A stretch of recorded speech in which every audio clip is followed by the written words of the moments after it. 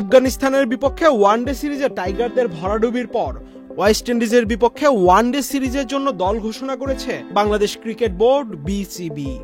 সবশেষ আফগানিস্তান সিরিজের দল থেকে বাদ পড়েছেন মোহাম্মদ নাঈম ও নাহিদ রানা। এছাড়া চোটের কারণে আফগানিস্তান সিরিজে দলে না থাকা লিটন দাস নেই ওয়েস্ট ইন্ডিজের বিপক্ষে সিরিজেও। দলে ফিরেছেন ভিসা জটিলতায় আফগানিস্তানের বিপক্ষে সংযুক্ত আরব আমিরাতে যেতে না পারা সৌম্য সরকার। প্রথমবার ওয়ানডে দলে ডাক পেয়েছেন উইকেট কিপার ব্যাটসম্যান মাহিদুল ইসলাম অঙ্কন। সবশেষ আফগানিস্তানের বিপক্ষে সিরিজে নাহিদ রানা ও নাঈম দুজনেই খেলেছিলেন শেষ ম্যাচটি। তৃতীয় ওয়ানডেতে 24 বল খেলে 7 রান করে আউট হন মোহাম্মদ নাঈম। একই ম্যাচে 8.2 ওভার বল করে 56 রান দিয়ে উইকেট শূন্য ছিলেন নাহিদ রানা।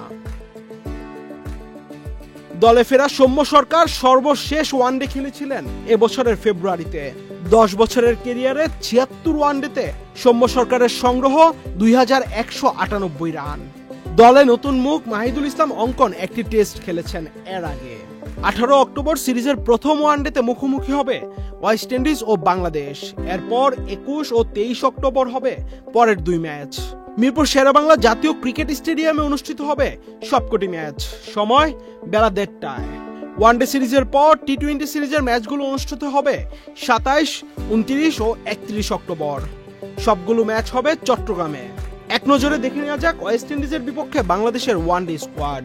অধিনায়ক মেহেদী হাসান মিরাজ, তানজিদ হাসান তামিম, সৌম্য সরকার, সাইফ হাসান, নাজমুল হোসেন শান্ত, তাওহিদ হৃদয়, মাহিদুল ইসলাম অঙ্কন, জাকের আলী অনিক, শামীম হোসেন পাটোয়ারি, নুরুল হাসান সোহান, রিশাদ হোসেন, তানভীর ইসলাম, তাসকিন আহমেদ, মুস্তাফিজুর রহমান, তানজিম হাসান সাকিব ও হাসান মাহমুদ। আফগানিস্তানের বিপক্ষে ওয়ানডে সিরিজে ভরাডুবির পর ওয়েস্ট ইন্ডিজের বিপক্ষে কি টাইগাররা ঘুরে দাঁড়াতে পারবে, সেই প্রশ্ন এখন। আহমেদ শাফি, চ্যানেল আই।